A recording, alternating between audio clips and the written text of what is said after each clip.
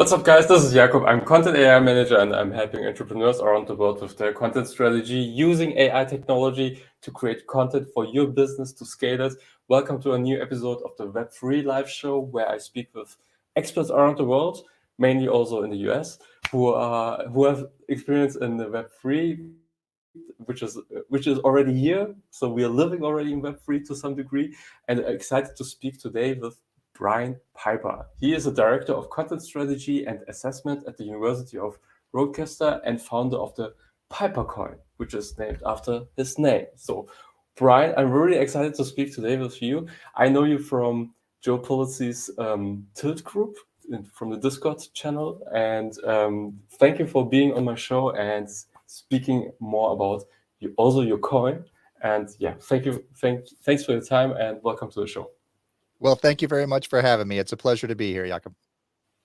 Okay, can you, before we jump into, I have many questions about the coin that you created and also your experience about Web3. Can you, in a nutshell, explain, so who's Brian and why are you doing the things that you're doing? Absolutely. So I started off as a web developer. I was a programmer, and then I got into content marketing. I read Joe's first book, or one of his early books, Epic Content Marketing, in Yes. 2014.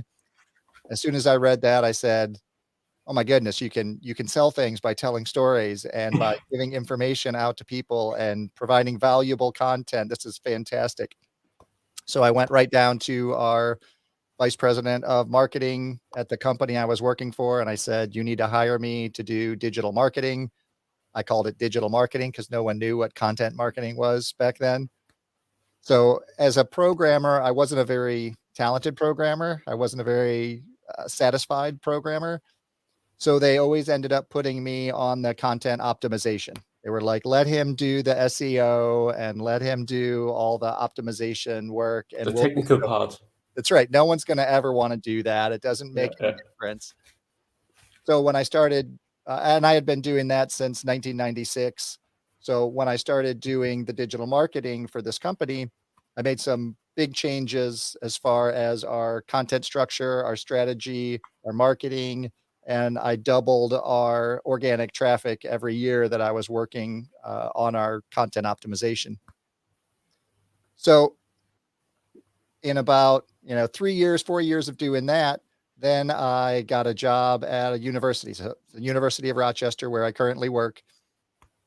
And within the first week that I started there, I went to Content Marketing World, Joe's conference that he put on. And Mhm. I immediately went and found Joe. I tracked him down. I took a selfie with him and I thanked him for writing the book and changing my career path. I was very excited. And so then I've been back every year since. Every year I find him. I take a picture with him. I tell him my story again. And then I started presenting at conferences. I started passing on knowledge about content optimization and analytics and data.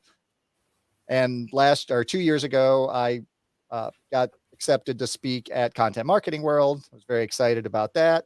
COVID hit. I ended up presenting virtually. And then last year, I was a presenter again. I got to spend a lot of time hanging out with Joe. It was a much smaller, it's usually 4,000 people at the conference. Last year, Uh-huh. there were only 800 because of COVID. Some people still weren't traveling. So I got to spend a lot of quality time with Joe. And at one point in our conversation, he said, "What do you know about Web3?" I was like, I don't know anything. I bought some crypto back in 2018, but I don't Yeah. know too much. So he started telling me about creator coins and the creator economy. And I just thought there's amazing opportunities there to leverage some of these technologies to help creators support themselves, get out of the brands that they work for, establish their own economies, their own systems. And so I've been diving into it ever since. I've gotten involved in several different communities. I'm in a couple different DAOs. I created my own coin. I watched Joe's process with Rally.io and know several other creators who are Rally coin creators. I'm in their communities. I've seen kind of the level of support that Rally gives to their communities and their coin holders. And one of the communities I was involved with was Gary Club. So Gary Henderson's a creator. He ended up driving his coin to be the largest coin on the Rally.io platform. And then he migrated off of Rally and he moved his coin onto the Solana blockchain. So he is not bound to Rally, to a centralized company. So now he actually maintains ownership of his coin. And as part of that, he offered people in his community that held a certain amount of his coin the opportunity to create their own coin if they made that migration with him. So he provides a lot of coaching, a lot of oversight, a lot of, he's got his own social connector software that he's built that's like a Web3 CRM software. So you can reward people for engaging with your content. It can track to see if people are using, a particular NFT as a profile picture on Twitter, and it can reward them by giving them token for that, giving them your coin. So it's a very interesting community. It's a very interesting time for creators. And I think a lot of different economies are going to be established and created. I think a lot of creators are going to have all sorts of opportunities to build incredibly strong communities that we just didn't see before. Mhm. Okay, you mentioned already so many things. Maybe one thing that I thought. So you started 1996. You said, right? Correct. The first thing that I thought was, okay, he knows Web 1, Web 2, and Web 3, basically. So this is, I mean, 1996, I was in first grade. So just to be straightforward, okay? Yep. So yeah, I mean, you saw all the transformation. So what is, in your opinion, one of the biggest differences when you compare these worlds? I mean, there's no hard cut or something, but when you compare with the beginnings of the internet and then Web 2 with all social media is coming up, what is now the major shift or the major change when it comes compared with Web 3, in your opinion? Absolutely. So, I was a programmer during Web 1. So I saw what it took to create a website. So everybody wasn't just out creating their own websites. You had to have, it had to be a company that would pay developers. And, Web 1 was all about read only. We would put content up, people could consume that content, but it really was a power shift because people had access to all sorts of information that they didn't have access to before that. You'd have to go to the library or go to an encyclopedia or, you needed books. So Web 1 certainly changed the amount of information that we had access to. And then Web 2 came along, and that's when you started seeing, you know, CMS systems, right? Content management systems. You started seeing social media. Now we started having a way for people to write content, to create content. This is when you saw all the bloggers. There's a huge rush of people that were supporting themselves by blogging and, people putting out their own content. And it also gave people the power to talk back to brands. So before this, it was always the brands talking to us. Now we had the opportunity to talk back. We could complain publicly. We could put that up on the social media channel. I didn't get my piece that I had ordered. But then it also gave us opportunities to be advocates, to be influencers, to go out there and talk about the quality of a product or the great customer service that we got from a particular company. And then brands started to see the power of that. They started to, influencer marketing. A lot of brands were doing paid advertising and, organic optimization to try to really You, capture those audiences. yeah, user-generated content, for example, Absolutely. also as one Absolutely. topic. Yeah. Definitely.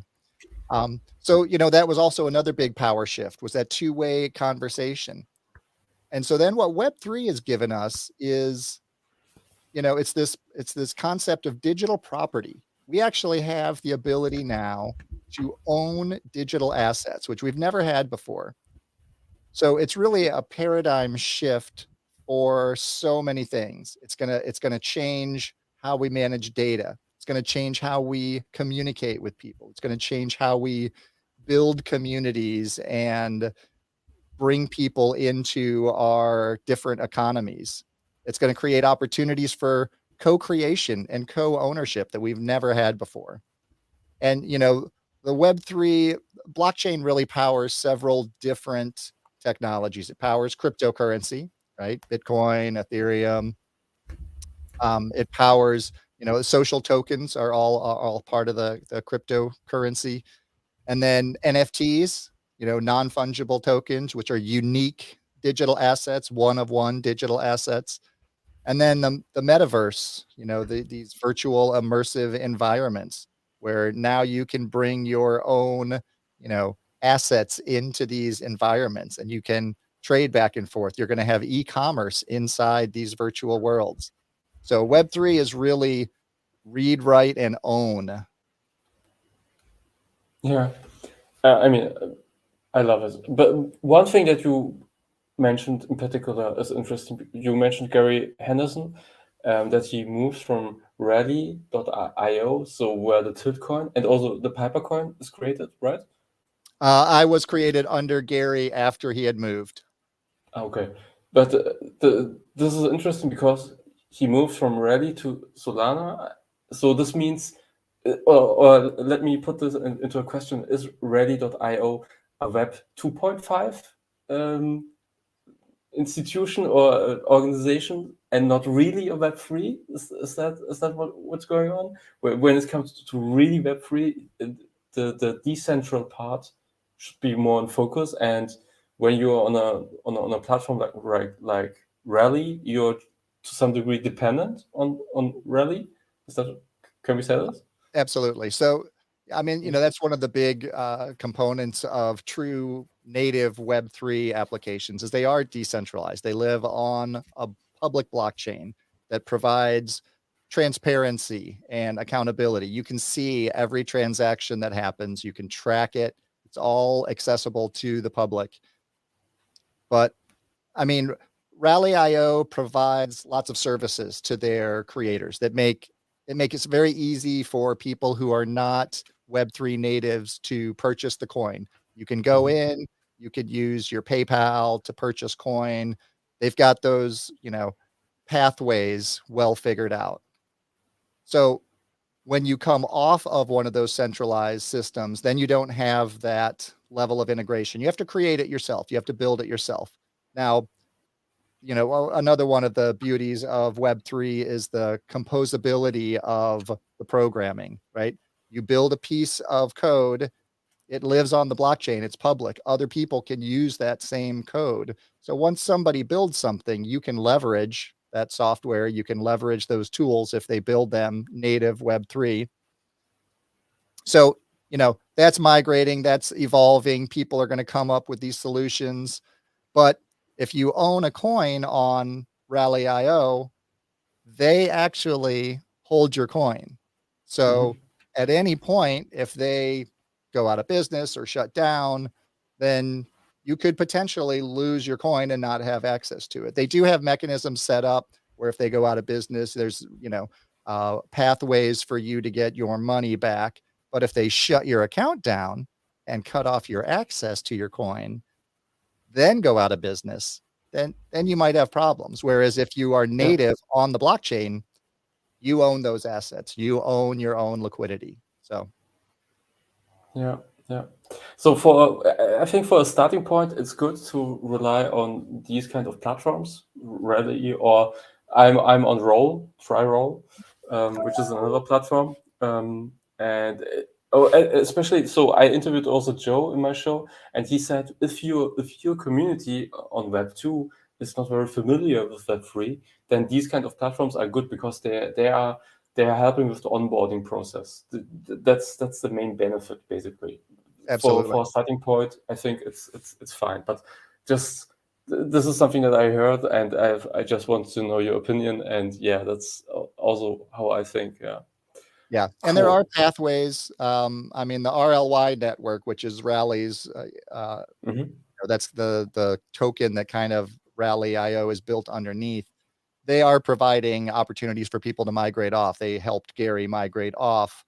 So there are pathways, and if you build underneath another coin, there are ways for you to, unbranch yourself from those and go native to the blockchain. And one of the reasons I decided to go with the Gary Club coin versus the Rally IO coin is because I do a lot of Web3 education, Web3 onboarding. So it's part of my process. I can use that to say, if you really want to get into Web3, here's the steps you have to go through. I educate people. Here's how you get a wallet. Here's how you, swap coin. Here's how you purchase Solana. So it's part of the process. And then at the end, I reward them by giving them free token. If they get through that process, then they can come into my community and get more education. Yeah, yeah, it totally makes sense. This is the cool thing. You can reward your people and you can decide how. I mean, when I text people and write, hey, you have to check this tool, and then people can say, hey, thank you, here's a coin. And this is Exactly. for my community. This is how Web3 is working. But maybe I'm just curious, when you educate people on Web3, so what is do you have a definition of Web3, or is there the definition, in your opinion, what exactly Web3 is? So it depends on the audience you're talking to. Okay. So if I'm talking to an advertising agency, I'll tell them that, Web3 provides opportunities for them to create projects for their clients that will allow them to build their brand in a stronger way by growing a community, by engaging with their users, by empowering their users to co-create or collaborate or co-own. I mean, these are, new concepts that brands, companies have not had before, with the opportunity for the users to come together and come up with new ideas for them. And if the idea takes off and they make a lot of money off it, the users can actually get revenue because they own a certain amount of tokens, or they own a particular NFTs that gets them into that community.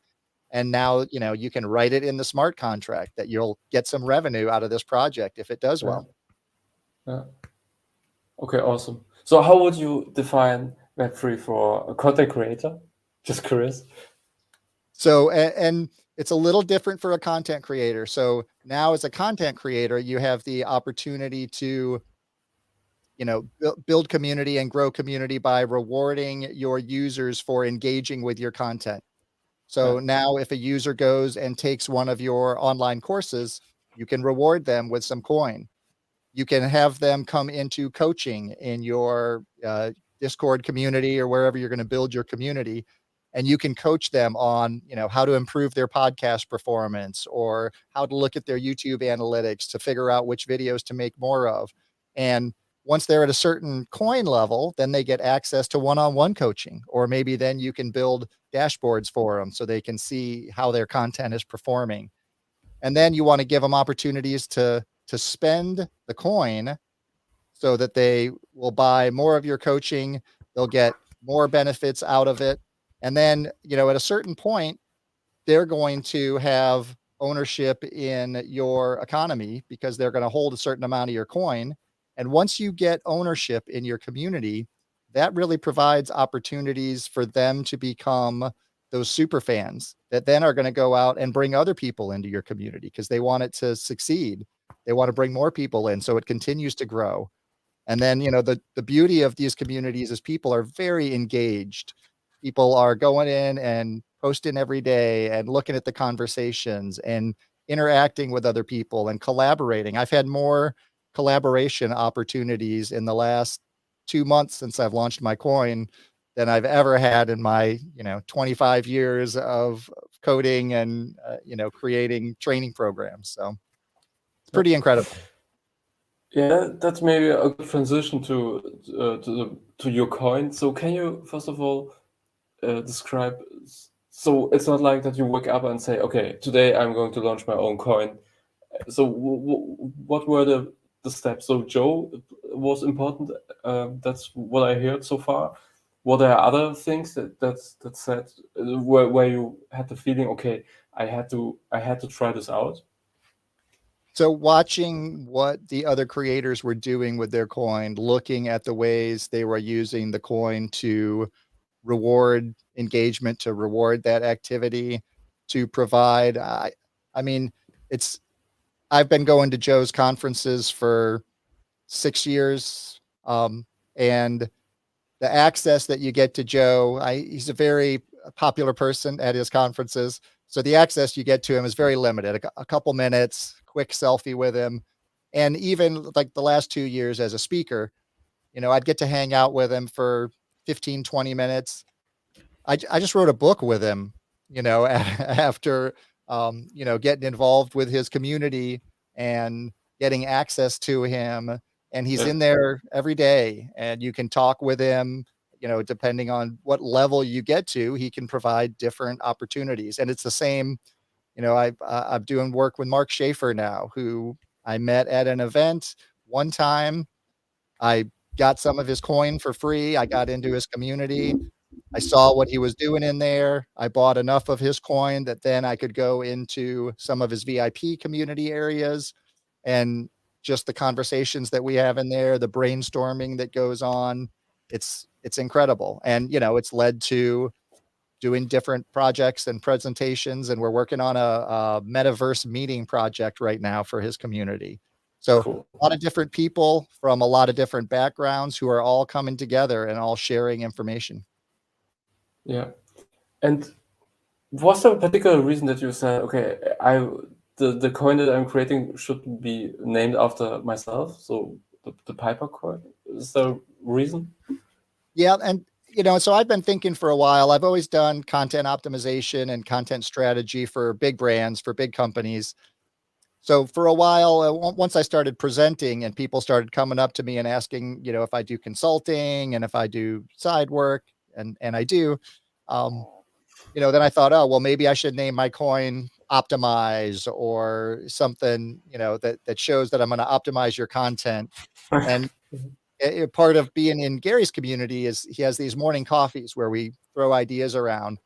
And he says, "Well, that's great, but now aren't you doing more like of these Web3 training sessions? So you're not really optimizing for Web3." I was like, "Yeah, you're right. Maybe it's, I don't want to do the Web3 coin because I'm sure somebody's going to do that, Yes.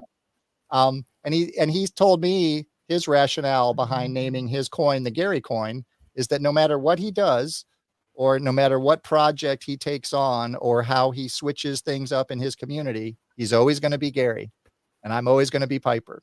So no Yeah. matter what project, I don't have to have the optimized coin because now I have to spend all my time optimizing other people's content.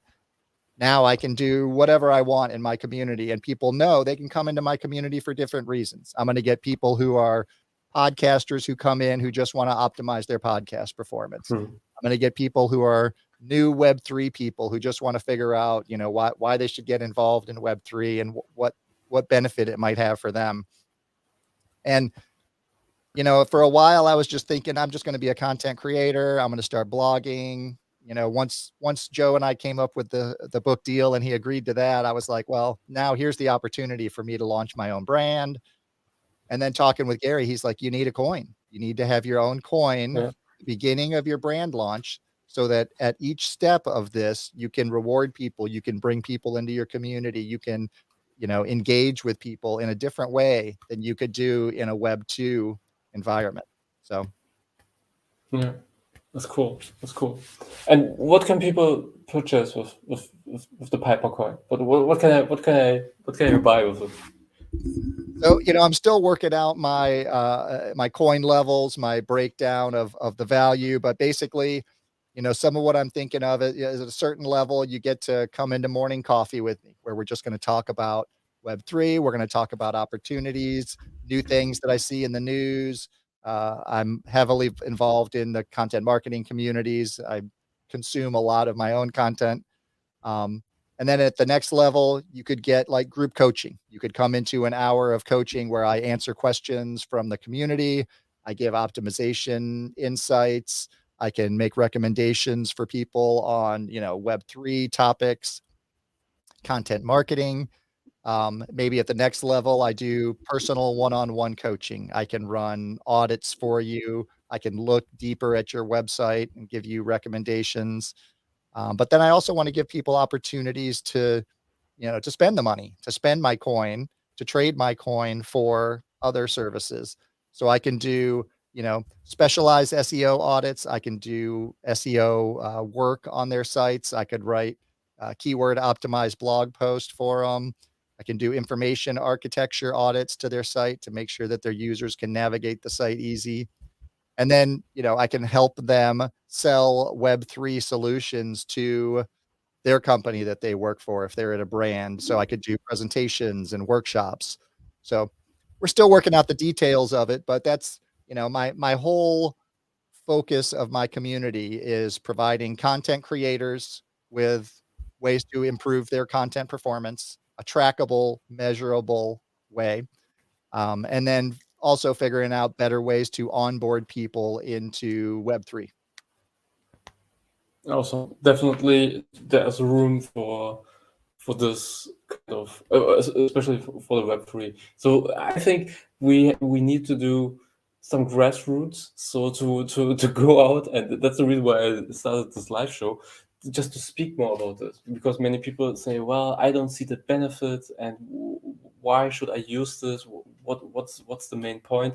There's also a lot of hype, honestly, when it comes to the metaverse and things like that. So when marketing is just buzzing words, and I also get this, but there's, and I think you see it the same way, there's also huge opportunities for people out there, for companies out there.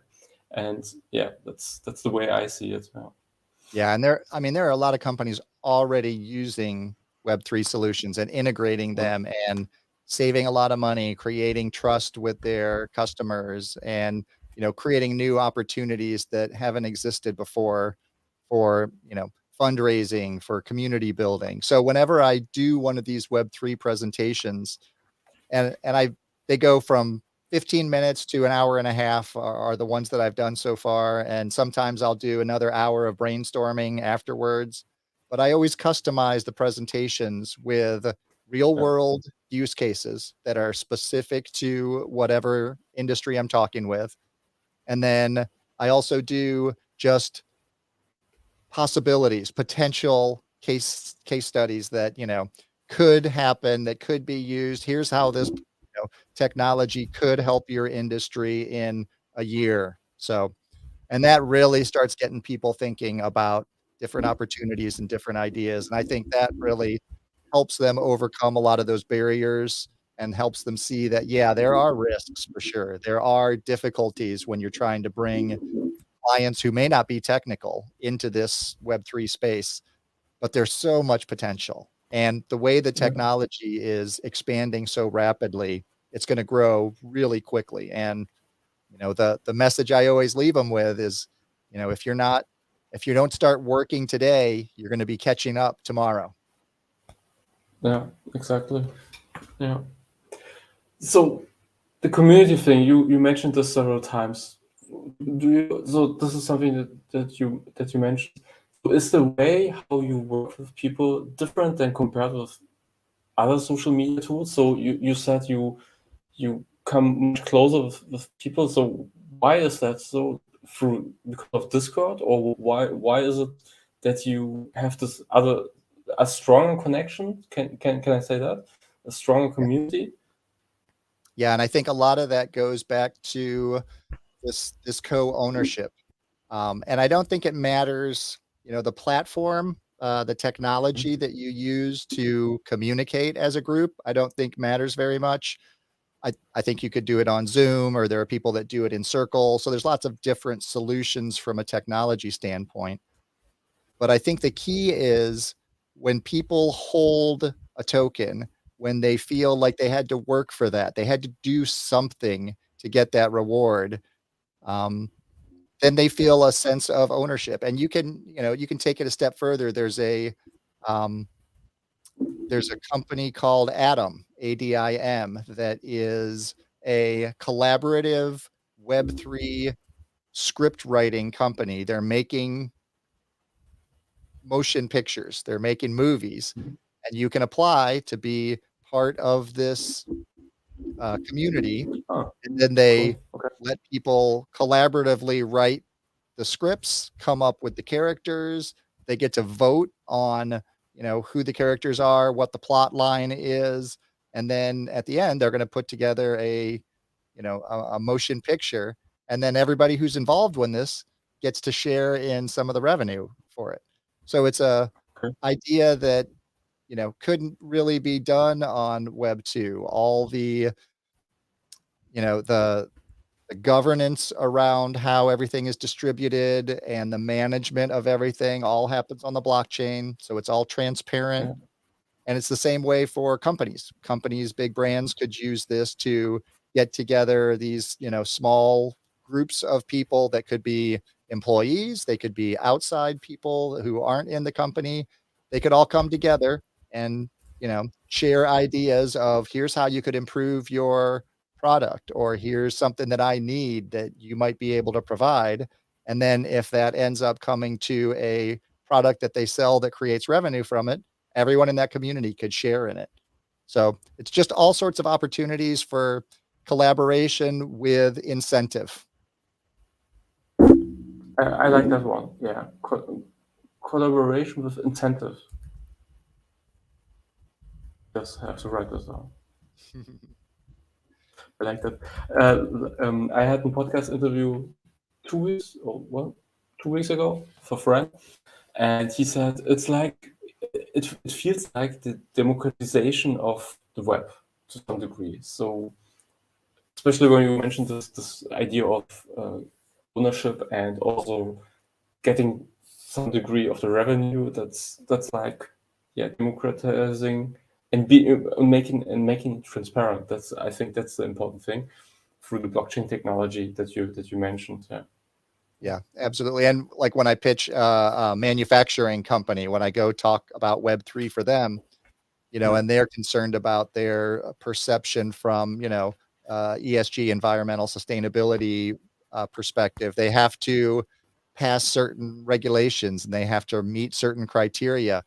If they track that all on the blockchain, it's so easy for the regulators to come and just look at their data and say, "Oh yeah, you passed, you beat everything." And there are companies doing that already. So Yeah. The important question is, is the CEO or the C-level, the C-suite ready to be that transparent? Because it would mean that, yeah, either okay, you know what I yeah. mean. I don't want to Oh say yeah, it, but yeah, yeah.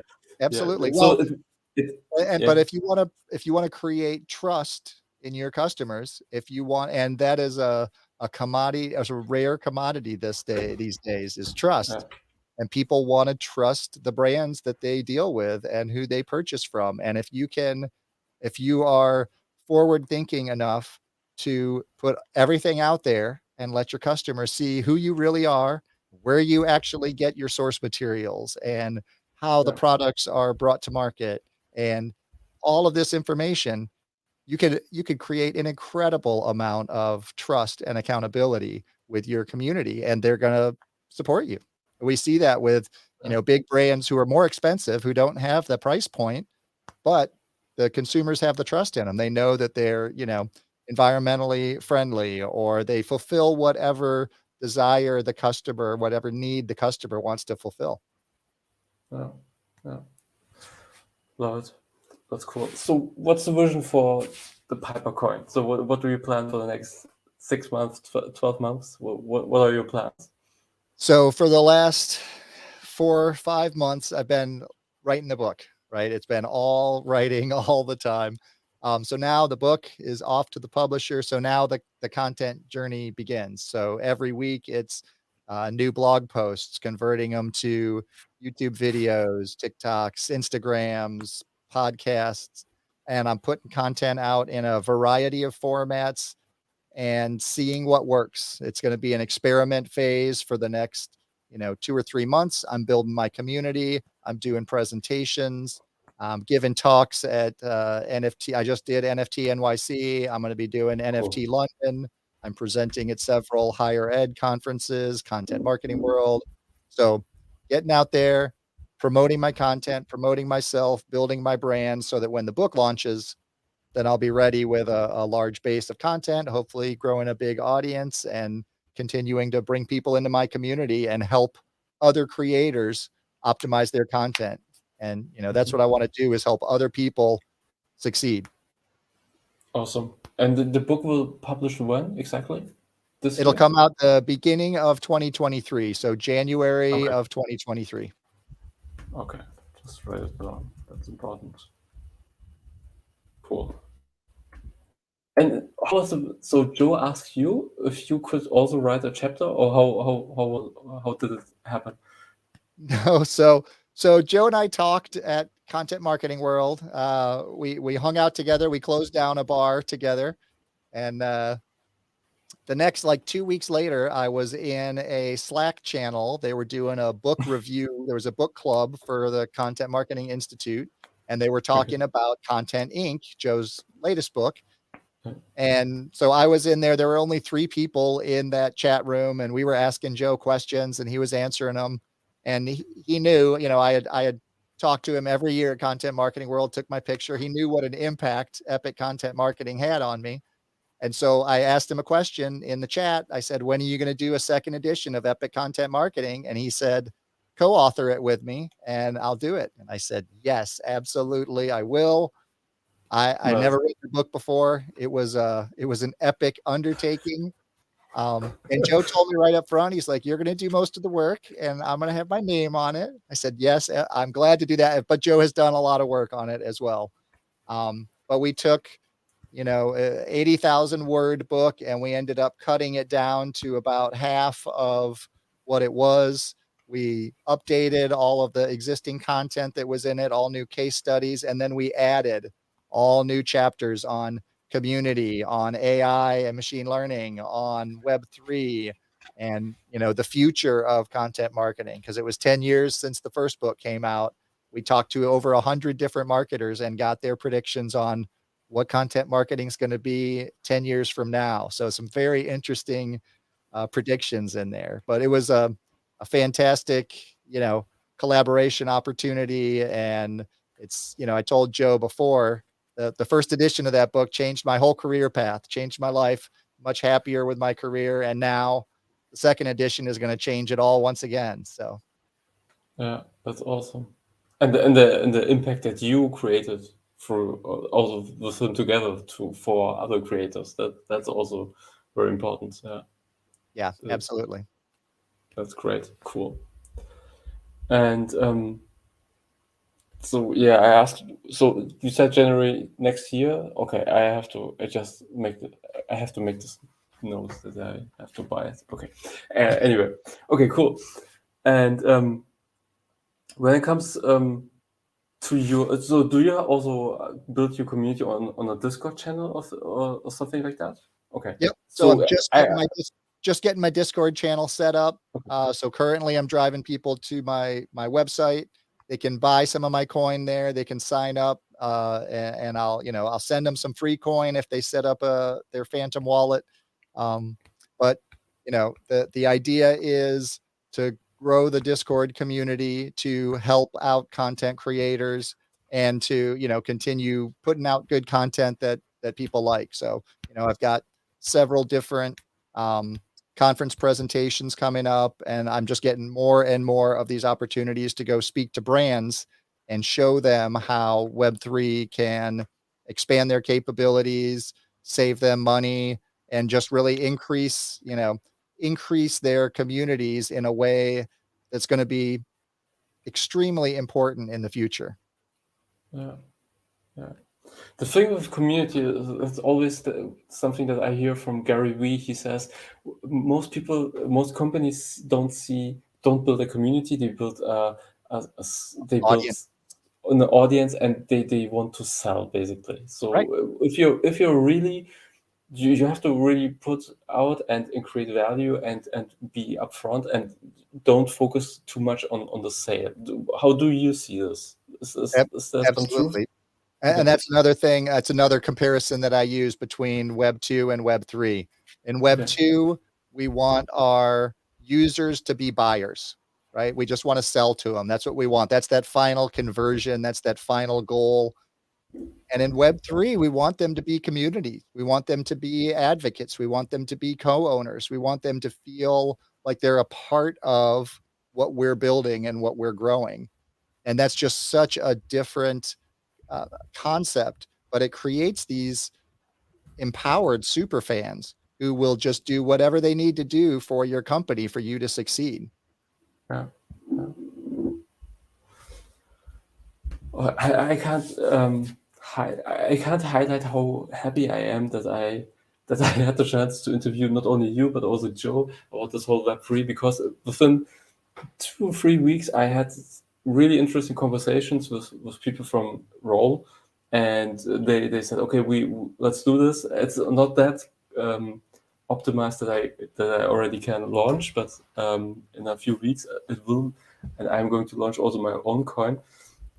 And is there something that you could share? So the best lesson that you can share so far when it comes to launching your own coin? So best practice strategy in your opinion, or something that is also valuable for people who think about starting their own coin or something?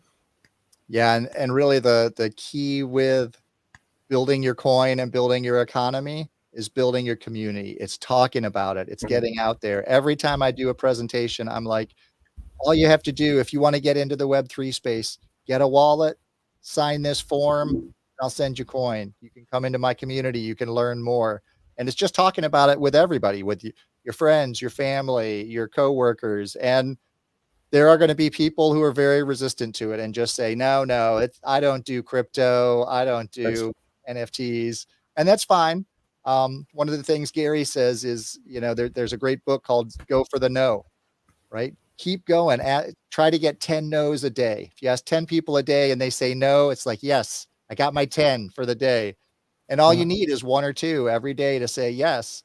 And, I know Joe talked about Lee Jin's article, 100 true fans, right? It used to be Kevin Kelly's, it was 1,000 true fans. Yeah. And in, early Web 2, you needed 100,000, YouTube Or followers, millions. millions, right, to make enough revenue. Yeah. In Web3, if you get 1 or 200 people as a creator, you can sustain yourself, you can support yourself because they're gonna hold your coin. You're gonna have this great engaged community of people who are excited to talk with you every day and learn from you. So, yeah, consistency and just talking about your coin and educating people because it's Yeah. a it's a big it's a big leap.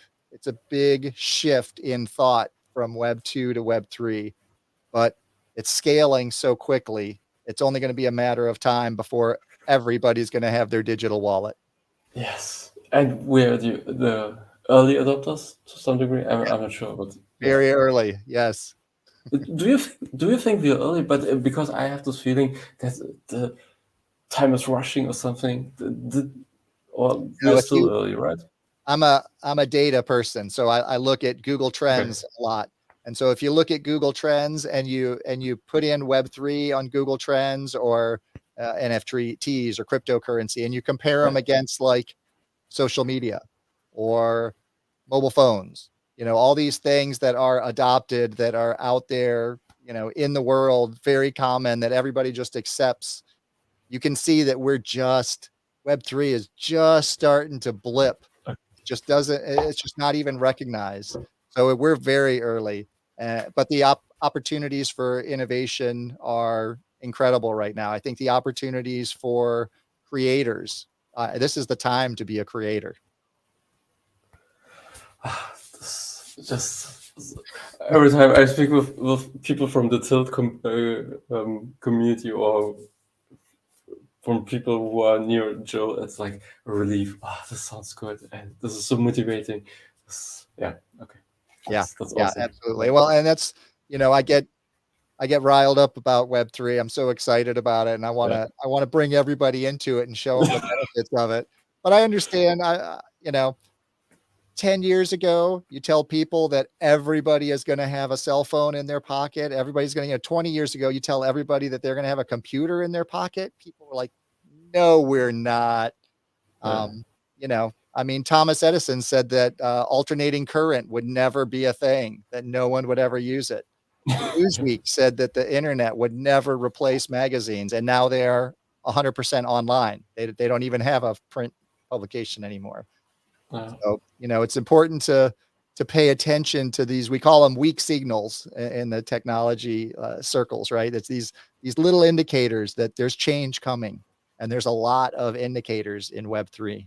So it's a very exciting time. For example, what kind of indicators? So if you look at the number of programmers, really smart, really talented programmers who are getting into Web3, who are becoming blockchain smart contract writers, huge numbers of programmers getting into this industry. If you look at the amount of venture capital money in the last 2 years that has gone into Web3 projects, if you look at the number of startup companies in Web3, I mean, it's exploding. And some of that was, the crypto rush of last year, the big NFT pop. But there's a consistency to it that is definitely indicative of change. And then if you just look at the applications that are starting to come out of it, people are coming up with some really innovative, really interesting, paradigm shifting software solutions.